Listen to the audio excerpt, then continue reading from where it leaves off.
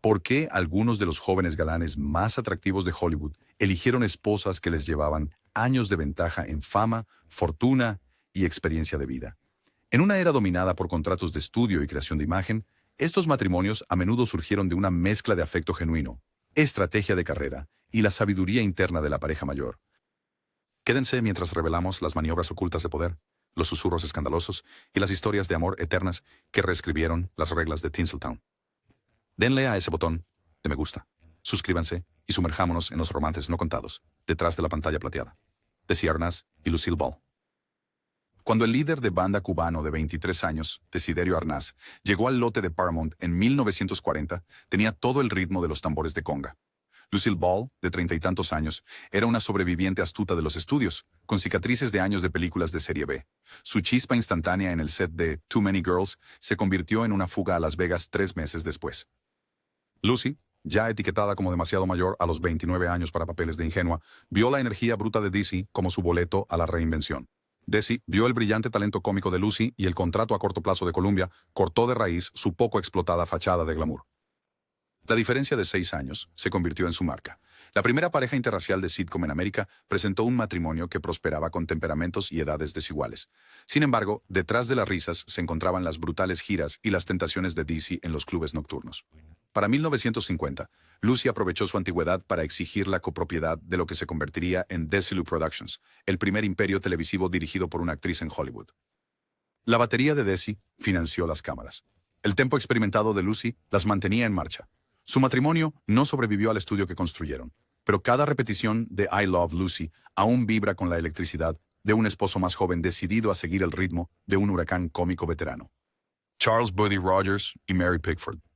Buddy Rogers era el piloto dorado de Hollywood en el éxito silencioso Alice, cuando conoció a Mary Pickford, la reina de la era del cine mudo. A los 34 años, Pickford tenía riqueza, Óscares y United Artists en su bolsillo.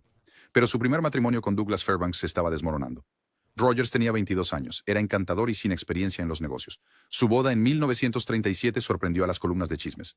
La niña que una vez fue la favorita de América con rizos se casó con un hombre lo suficientemente joven como para haber sido su hermano en la pantalla.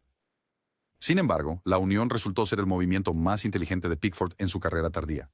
Rogers la animó a volver frente a las cámaras de noticieros, guiándola hacia la filantropía, mientras el cine sonoro eclipsaba a los ídolos del cine mudo. Con el optimismo de la era del jazz de Buddy, Mary rehabilitó su imagen pública de divorciada dura a madre benevolente del estudio, canalizando su fortuna en el fondo de ayuda al cine.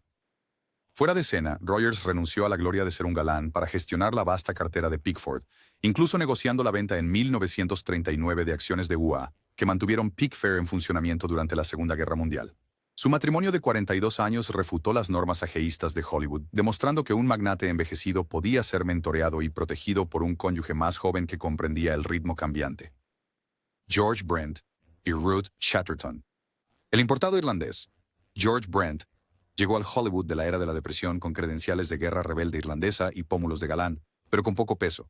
Warner Bros. Lo emparejó con la poderosa estrella Ruth Chatterton en la película de 1932. Los ricos siempre están con nosotros. Fuera de la pantalla, Brent descubrió que Chatterton, ya nominada 2 veces al Oscar y una década mayor, tenía una licencia de piloto, un galgo corredor y un salario triple al suyo. Su apresurada boda en el juzgado dejó atónitos a los equipos de relaciones públicas del estudio. ¿Cómo podía una estrella en ascenso del romance admitir que se había unido a una mujer madura famosa por sus heroínas independientes? Sin embargo, la edad de Chatterton le abrió a Brent las puertas de los círculos de cócteles de la A-List y una intensa lección sobre las guerras de contratos. Ella le enseñó a rechazar papeles humillantes y a exigir participación en las ganancias, el mismo poder que pronto lo vio junto a Bette Davis en clásicos como Jezebel. El matrimonio se desvaneció después de 2 años, deshecho por el anhelo de Chatterton por Broadway y la creciente lista de coestrellas jóvenes de Brent. Pero su huella permaneció. El plan de carrera de Brent reflejaba las lecciones de Ruth sobre la longevidad, elegir papeles con carácter y nunca temer a una mujer poderosa al mando, Alan Ladd y Sue Carroll. Cuando el ex carpintero de pequeña estatura, Alan Ladd, luchaba por obtener trabajos adicionales en 1941, la exactriz de cine mudo convertida en agente Sue Carroll vio un potencial que los estudios desestimaban. Ladd, de 28 años, era temperamental, tímido ante la cámara y una cabeza más bajo que la mayoría de los galanes. Carroll, de 35 años, era astuta, bien conectada y estaba ansiosa por un cliente que justificara su regreso. Se convirtió en su agente y esposa, casándose con él en 1942. y orquestando una persona de frialdad letal que alcanzó su cima con esta pistola para alquilar. La diferencia de edad alimentaba rumores de estudio, bromas de maternidad y críticas a la masculinidad de Ladd. Pero Carroll le dio la vuelta a esa narrativa. Insistió en una iluminación discreta para acentuar su mirada azul hielo, negoció fotos publicitarias con pistolas y añadió cláusulas de altura para que los coprotagonistas usaran cajas. Para 1946, Ladd se ubicaba entre los principales ingresos de Paramount. Los periódicos de negocios apodaron a Carroll como la única Svengali femenina de la ciudad. Fuera de escena, ella manejaba guiones, disputas salariales y las batallas de Ladd con la depresión, incluso produciendo proyectos independientes cuando el sistema de estudios se debilitó. Ladd murió joven, pero Sue Carroll, Tyrone Power y Annabella. La sonrisa de matiné de Tyrone Power derretía las filas de boletos. Sin embargo, en 1938, conoció a su pareja en la sirena de la pantalla francesa, Annabella, mientras filmaba Suez. Ella tenía 31 años, él 25, y ya estaba bajo órdenes del estudio de permanecer soltero para las fantasías de los clubes de fans. Sus noches clandestinas en el surf de Malibú llevaron a una fuga en 1939, enfureciendo al jefe de Fox del siglo XX, Darryl F. Zanuck, que temía que la conocedora de Europa, Annabella, atrajera a Power hacia películas artísticas. En cambio, la actriz se convirtió en su apoyo durante la guerra. Cuando Power se alistó como piloto en el Cuerpo de Marines en 1942, Annabella detuvo su propia carrera para organizar giras de bonos y los papeles de adopción para su hija, a quien Power legalmente reconoció como suya. La prensa la retrataba como la sofisticada musa mayor que estabilizó a un galán de Hollywood, convertido en veterano de combate. La separación posguerra y los romances organizados por el estudio fracturaron el matrimonio, culminando en un divorcio en 1948. Pero la influencia de Annabella perduró. Power abandonó las películas de espadachines ligeras por papeles más oscuros en El Callejón de las Almas Perdidas, persiguiendo el arte europeo que ella alguna vez había defendido.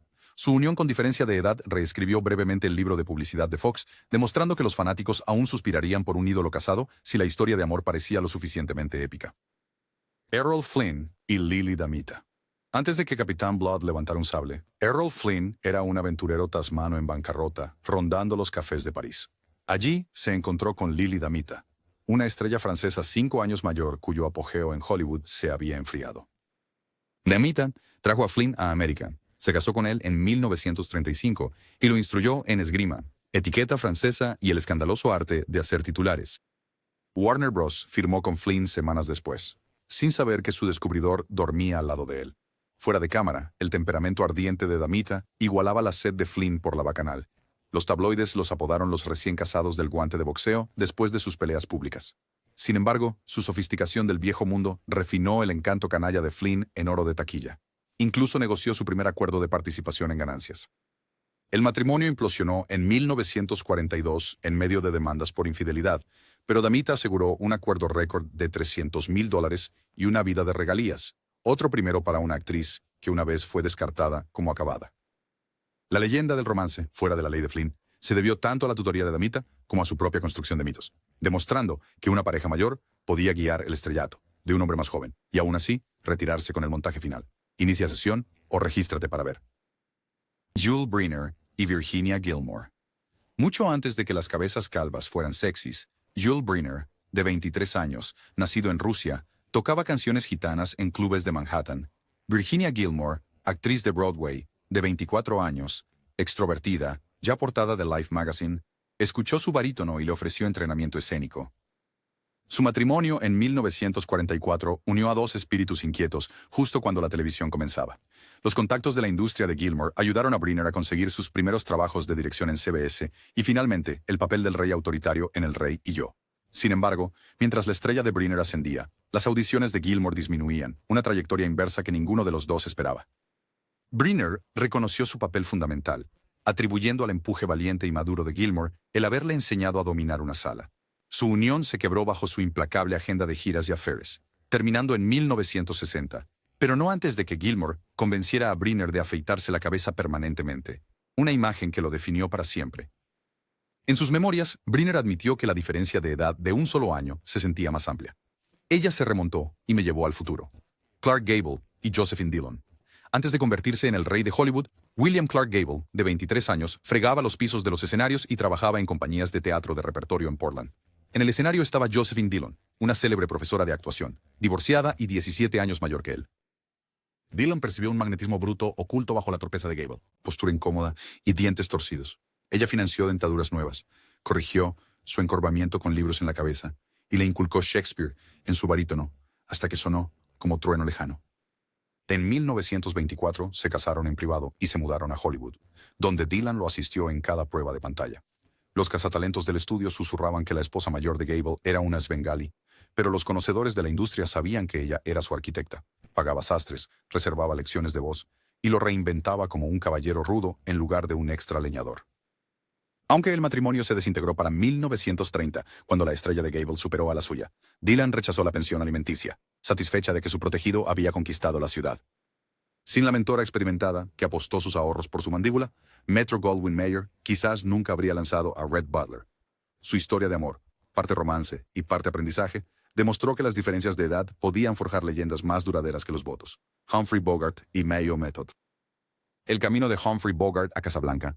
El estilo cool fue pavimentado con sudor y golpes en la Escuela Náutica de Nueva York, y una serie de roles de gángster en la lista B. En Broadway, se cruzó con la ardiente actriz nacida en Oregón, Mayo Method, 6 años mayor y famosa por interpretar a mujeres duras. Se casaron en 1938, después de un romance vertiginoso, alimentado por whisky e ingeniosos comentarios. Los reporteros los apodaron los Bogart beligerantes. Las peleas estallaban por guiones, pérdidas en el póker o una mirada demasiado larga a un compañero de reparto. Sin embargo, su volátil unión pulió la imagen pública de Bogart. El pedigrí teatral de Mayo le instó a infundir a los clichés de gángster con humor irónico, mientras que sus contactos persuadieron a Jack Warner para que lo incluyera en películas más sustanciales como High Sierra. Fuera de escena, su casa en Hollywood Hills resonaba con cristales rotos y serenatas reconciliatorias. Los amigos insistían en que el caos aguzaba la dureza de Bogey. Cuando Bogart conoció a Lauren Bacall en 1944, la mayor Mayo se convirtió en un símbolo de una era que él estaba listo para dejar atrás. Su divorcio desbloqueó el romance que cimentó la leyenda de Bogart, pero la guía tempestuosa de Mayo ya le había enseñado cómo usar la vulnerabilidad como arma, convirtiendo a un tipo rudo de reparto en el héroe más complicado del cine. Robert Taylor y Barbara Stanwyck. Metro-Goldwyn-Mayer preparó a Robert Taylor como el prototipo de galán impecable, pero en 1936 se enamoró de Barbara Stanwyck, una actriz 4 años mayor que irradiaba una inteligencia astuta. Su unión comenzó como una cita publicitaria organizada por MGM. Se transformó en un romance secreto tan intenso que los columnistas de chismes acamparon fuera del rancho de Stanwyck. El jefe del estudio, Louis B. Mayer, temía que los fans se opusieran a su diferencia de edad, insistiendo en un largo noviazgo y contratos que prohibieran fotografías conjuntas. Stanwyck desestimó las trampas de relaciones públicas, enseñando a Taylor a escribir, carpintería y, lo más importante, a negociar la aprobación de guiones. Bajo su tutela, él pasó de romances brillantes a clásicos del cine negro como Johnny Eager, donde su encanto villano finalmente captó la atención de los críticos. Mientras tanto, ella encontró estabilidad emocional en la maternidad sustituta, enseñando equitación al hijo adoptivo de Taylor entre tomas. El matrimonio se disolvió en 1951, víctimas de los horarios de carrera y el activismo de derecha de Taylor. Sin embargo, ambos se atribuían mutuamente profundas transformaciones profesionales. La feroz independencia de Stanwyck animó a Taylor a buscar papeles moralmente ambiguos, mientras que su optimismo juvenil le recordó a ella que Hollywood aún podía ser divertido, incluso para una mujer que alguna vez fue considerada demasiado dura para amar. Once, Spencer Tracy y Louise Treadwell. Cuando Spencer Tracy, de 25 años, dejó la Academia Americana de Artes Dramáticas en 1923, estaba sin dinero e inseguro acerca de su acento del Medio Oeste. La compañera graduada, Louise Treadwell, 3 años mayor, sofisticada y ya actuando en Broadway, creía que su urgencia tartamudeante podía electrizar cualquier escenario. Se casaron ese mismo año, formando un dúo de repertorio de gira que cruzó el circuito de vaudeville. Louise se encargó de las finanzas, enseñó ejercicios de dicción durante los viajes en tren, y más tarde fundó una escuela para sordos después de que a su hijo, John, le diagnosticaron pérdida auditiva. Mientras el ascenso meteórico de Tracy en Fox y luego en MGM pronto eclipsó las ambiciones actorales de Louise, sus comandos domésticos lo protegieron de los escándalos hasta que Katharine Hepburn entró en escena. La culpa católica de Tracy y el silencio digno de Louise dieron lugar a uno de los triángulos más comentados de Hollywood, pero su matrimonio, nunca disuelto, cimentó el temperamento tormentoso del actor. Los conocedores de la industria bromeaban que sin la señora T, Tracy se habría autodestruido antes de cumplir 30 años. Ella permaneció como ejecutora de su patrimonio después de su muerte en 1967, demostrando que a veces la fortaleza de la pareja mayor no está en los aplausos, sino en un vínculo inquebrantable tras bambalinas. James Mason y Pamela Mason. El galán británico James Mason tenía 23 años y recién salido de Cambridge cuando conoció a la dramaturga Pamela Calino, de 27 años, en el set de una película de cuota en 1935. Pamela, mundana y directa, notó su carisma distante y propuso un arreglo radical. Se casarían, coescribirían guiones y compartirían la pantalla como iguales creativos. Hollywood sonrió con desdén, pero los Mason rompieron convenciones, coproduciendo La Dama Poseída de 1949, donde Pamela se escribió a sí misma como un fantasma que acechaba a James. Ella orquestó su salto transatlántico, negociando con Mayer un acuerdo de participación en ganancias raro para importaciones extranjeras. Pamela también ideó el vestuario distintivo de James, trajes a medida de 2 tonos más oscuros que los de los demás, para acentuar su mística melancólica. Los cronistas de chismes la etiquetaron como madre controladora, pero los productores elogiaron su férrea gestión presupuestaria que mantenía las películas dentro del costo. Su matrimonio abierto y sus notorios cócteles escandalizaron a Los Ángeles en la década de 1950. Pero la unión creativa dio lugar a los papeles icónicos de Mason en Nace, Una estrella, y Con la muerte en los talones. Cuando se divorciaron en 1964, Pamela ganó la mansión de Holmby Hills de la pareja, acertadamente llamada Mandalay, y Hollywood finalmente reconoció que detrás de la voz aterciopelada de Mason estaba una mujer un poco mayor que había escrito muchas de sus mejores frases, Dick Powell y Joan Blondell. Salisbury Ballroom batió de canción y baile. Dick Powell se reinventó como el detective cínico del cine negro en Asesino, mi dulce. Pero primero tuvo que graduarse de los coros de Busby Berkeley. Entra Joan Blondell, de lengua afilada, 2 años mayor, y ya un ícono de la era de la depresión, cuando coprotagonizaron en Gold Diggers of 1933. Powell se enamoró profundamente de su calor de clase trabajadora detrás de los comentarios ingeniosos, y se casaron en 1936. En casa, Joan lo animó a cambiar los números de tenor chillón por monólogos dramáticos con más profundidad, asignándole lecturas nocturnas de Chandler y Hammett. Incluso convirtió su comedor en una falsa oficina de detective, completa con niebla artificial, para ayudarle a practicar el lenguaje de tipo duro. Warner Brothers se resistió, temiendo que los fanáticos de los musicales se alejaran, pero Joan aprovechó sus amistades en el estudio para conseguirle a Powell una audición para Double Indemnity. Lo perdió ante Fred McMurray. Sin embargo, el carrete de prueba impresionó a RKO. Su sociedad también emprendió astutas inversiones inmobiliarias, asegurando ingresos por alquileres que liberaron a Powell para arriesgarse en roles más atrevidos.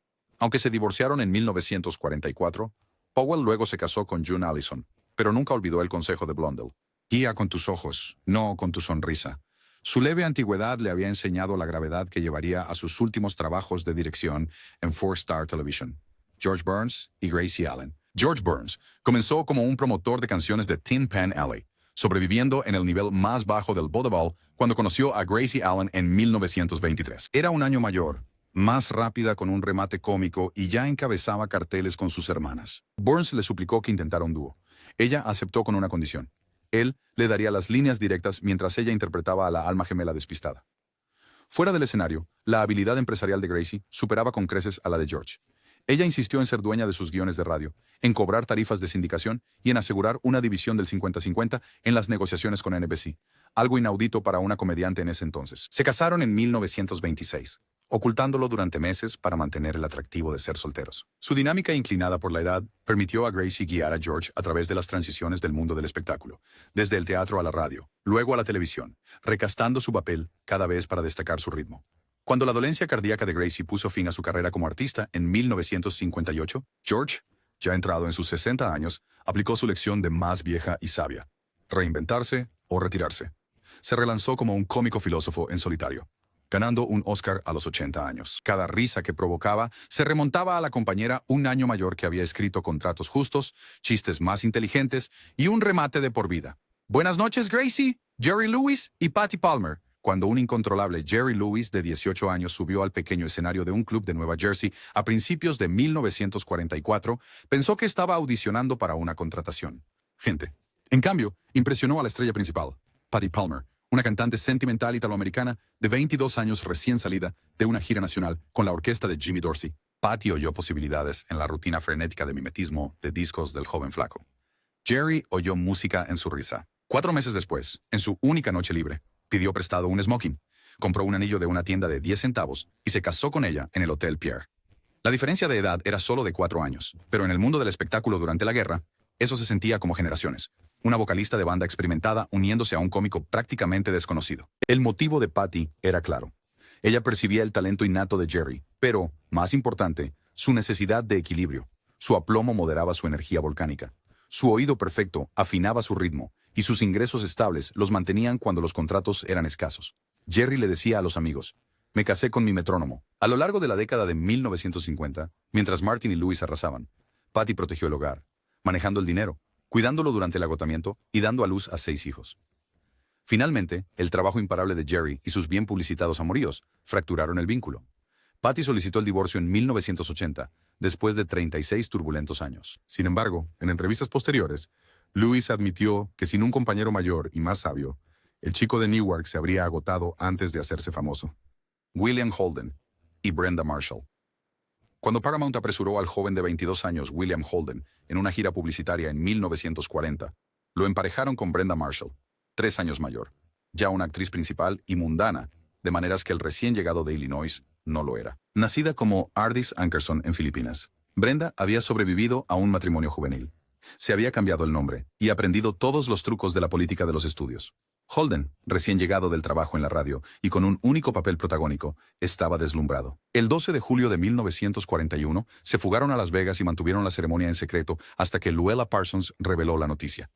Los amigos se preguntaban por qué una estrella en ascenso se casaría con una actriz cuya popularidad ya estaba disminuyendo. La respuesta estaba en la sofisticación de Brenda. Ella enseñó a Bill cómo manejar entrevistas, frenar su timidez y leer guiones con astucia. Durante la guerra, ella administró su hogar cerca de un hospital de rehabilitación física para que él pudiera rehabilitar a las bajas de las tripulaciones aéreas. Su disciplina reflejaba a las mujeres maduras con las que Holden a menudo actuaba en pantalla. La fama y los rodajes en distintas locaciones finalmente los separaron. La fuerte bebida de Holden y el retiro de Brenda de la actuación significaban que vivían en diferentes continentes por periodos.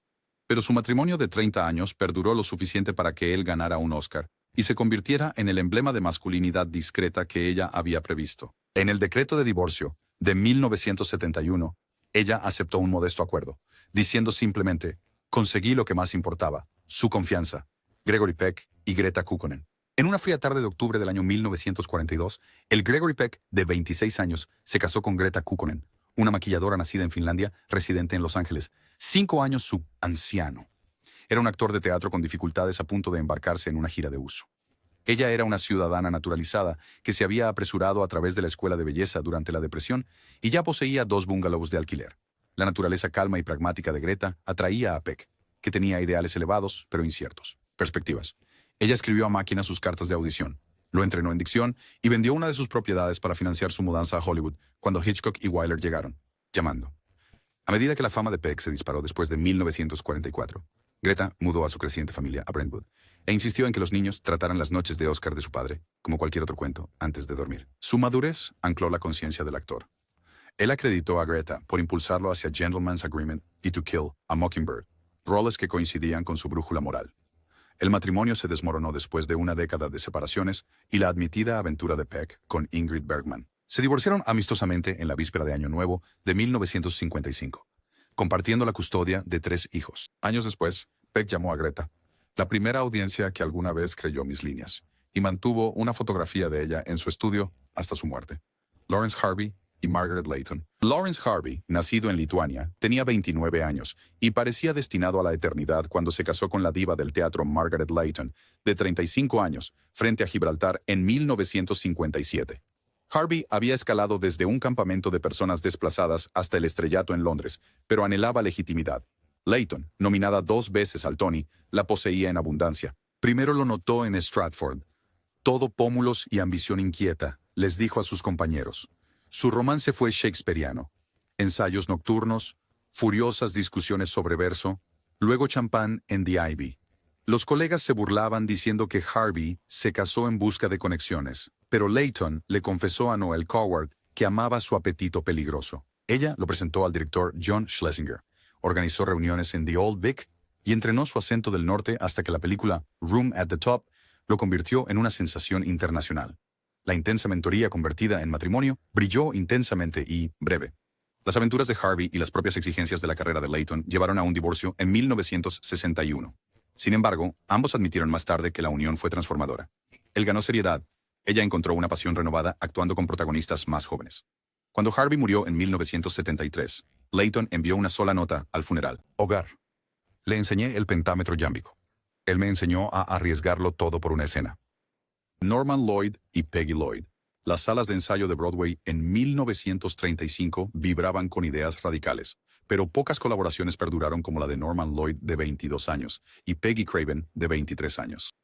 Peggy, ya una aclamada joven actriz bajo su apellido artístico, se unió a la compañía Mercury de Wells como la compañera de escena de Norman and Crime, una obra sobre la injusticia social.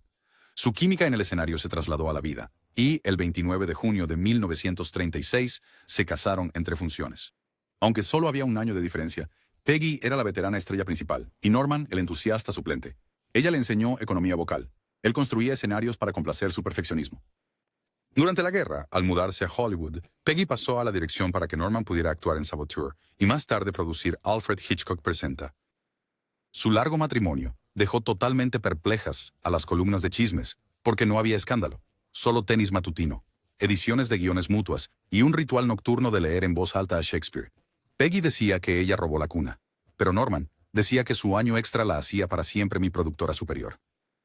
Se mantuvieron devotos hasta la muerte de Peggy en 2011. Norman, entonces de 96 años, colocó el cronómetro de su directora de escena en su escritorio y vivió hasta los 106, aún acreditándole a ella el tiempo de cada entrada que hizo.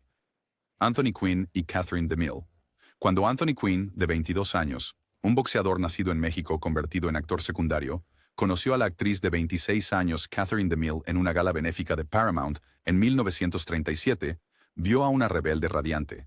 Ella, la hija adoptiva del director épico Cecil B. DeMille, vio un hambre cruda que reflejaba la suya propia. Su fuga ese octubre sacudió la política de estudio.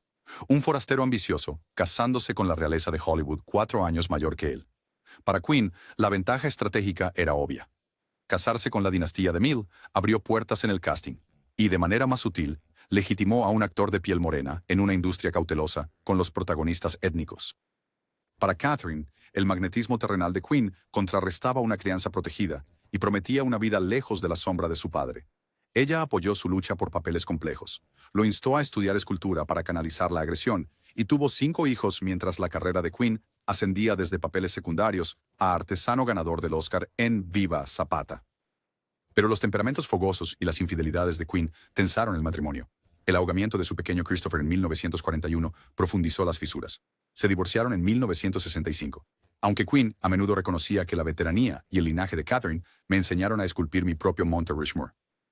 DeMille, hasta su muerte en 1995, mantuvo el apellido y un busto de bronce que Quinn esculpió durante su temporada más feliz, un testimonio de una unión donde la diferencia de edad fue el elemento menos dramático.